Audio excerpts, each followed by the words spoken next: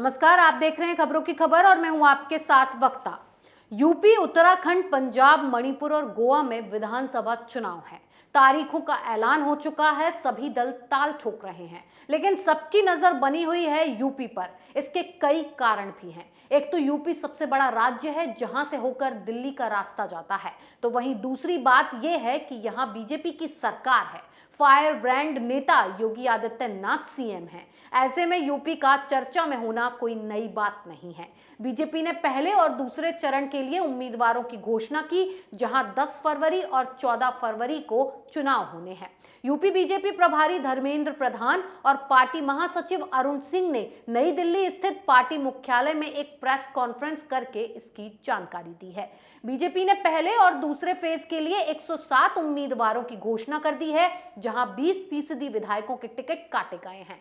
वहीं 10 सीटों पर महिला उम्मीदवारों को जगह दी गई है। लिस्ट में 63 मौजूदा विधायकों के नाम हैं, तो 21 नए चेहरों को शामिल किया गया है। पहले आपको ये बता देते हैं कि बीजेपी ने किसका टिकट काटा है।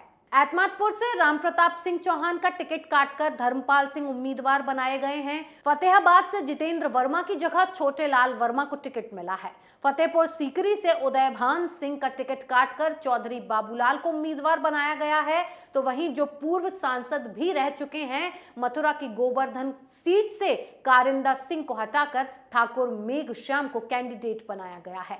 अलीगढ़ के बरेली सीट से चौधरी दलवीर की जगह ठाकुर जयवीर सिंह को टिकट दिया गया है। हापुड़ के गढ़ मुक्तेश्वर सीट से कमल मलिक का टिकट काटा गया है और हरेंद्र चौधरी पर दांव खेला गया है। तो वहीं अमरोहा के नौगांव सादात सीट से संगीता चौहान को हटाकर देवेंद्र नागपाल को जगह दी गई है। मेरठ कैंट से सत्यप्रकाश अग्रवाल का टिकट काटकर अमित अग्रवाल को उम्मीदवार बनाया गया है। बिलसी से विधायक राधा कृष्ण शर्मा ने सपा ज्वाइन कर ली है। उनकी जगह यहां से हरीश शाक्य को टिकट दिया गया है। आगरा के खेरागढ़ सीट से महेश गोयल का टिकट काटा गया है। भगवान सिंह कुशवाहा को उम्मीदवार बनाया गया है। तो वहीं संगीता चौहान का भी टिकट काटा गया है। वो पूर्व क्रिकेटर चेतन चौहान की पत्नी है। तो वहीं बीजेपी ने गाजियाबाद की सभी 5 विधानसभा सीटों पर बीजेपी ने अपने पुराने प्रत्याशियों पर ही दांव खेला है। किसी का भी टिकट नहीं काटा गया है। इसके अलावा बीजेपी ने दलितों और पिछड़ों पर भी बड़ा दांव खेला है।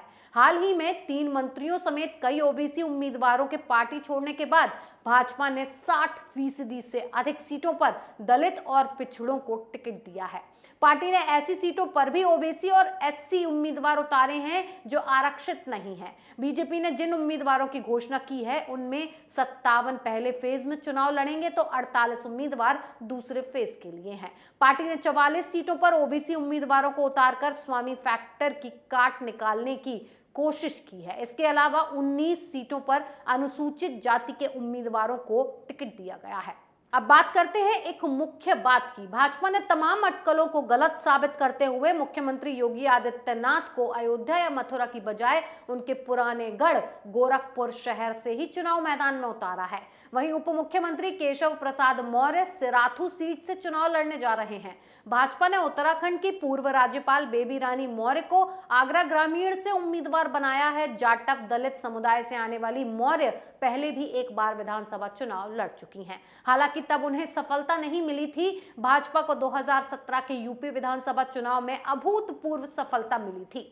पार्टी 403 विधानसभा सीटों में से 300 से अधिक पर कमल खिलाने में कामयाब रही थी।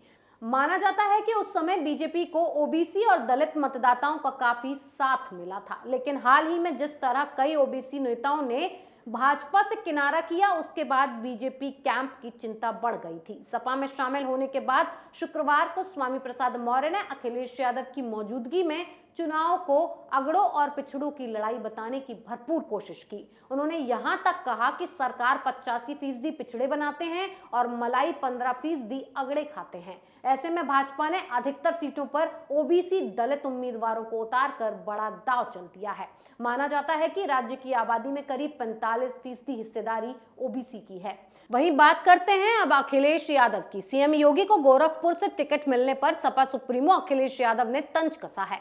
समाजवादी पार्टी के अध्यक्ष अखिलेश यादव ने मुख्यमंत्री योगी आदित्यनाथ को उनके गृह जनपद गोरखपुर से उम्मीदवार बनाए जाने पर कहा कि भारतीय जनता पार्टी ने चुनाव से पहले ही योगी को घर भेज दिया। इसके लिए उन्होंने भाजपा को धन्यवाद भी दिया है। अखिलेश ने संवाददाता सम्मेलन में कहा कि योगी जी को जनता घर वापस भेजती, इसके पहले ही भाजपा ने उन्हें घर वापस भेज दिया है। मुझे खुशी है कि पार्टी ने उन्हें सीधे उनके घर भेज दिया। पहले उन्हें अयोध्या फिर मथुरा से लड़वाने की बात कही गई।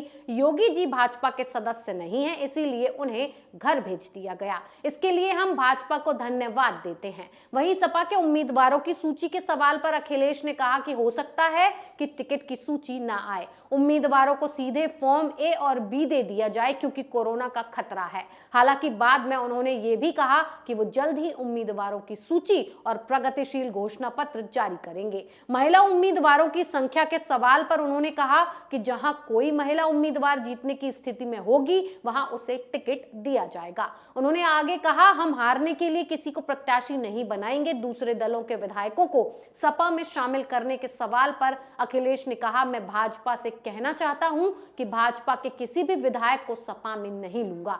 भाजपा जिस विधायक का भी टिकट काटना चाहे काट दे। सपा की सरकार बनने पर उप मुख्यमंत्री का पद किसे देने के सवाल पर उन्होंने कहा कि सपा की सरकार में डिप्टी सीएम जैसा कोई पद नहीं है। अब जरा बात करते हैं इन फैक्टों की कि सीएम योगी को गोरखपुर से उम्मीदवार बनाने के पीछे सबसे बड़ी सच्चाई क्या है। तो सबसे बड़ी सच्चाई ये है कि मथुरा से श्रीकांत शर्मा उम्मीदवार हैं जो पहले से ही वहां से चुनाव लड़ चुके हैं और पहली बार चुनाव लड़कर जीतने के बाद मंत्री भी बने हैं। इस सीट को छेड़ने की इच्छा बीजेपी की नहीं थी। वहीं दूसरी तरफ योगी के गोरखपुर क्षेत्र से लड़ने पर जीत तो सुनिश्चित है ही, पूर्वांचल को भी साधने में सहायता मिलेगी। इन सबसे अलग और सबसे बड़ी बात है कि यूपी में 18 सालों से कोई भी सीएम चुनाव नहीं लड़ा है। इन सबसे अलग और सबसे बड़ी बात है कि यूपी में 18 सालों से कोई भी सीएम चुनाव नहीं लड़ा है।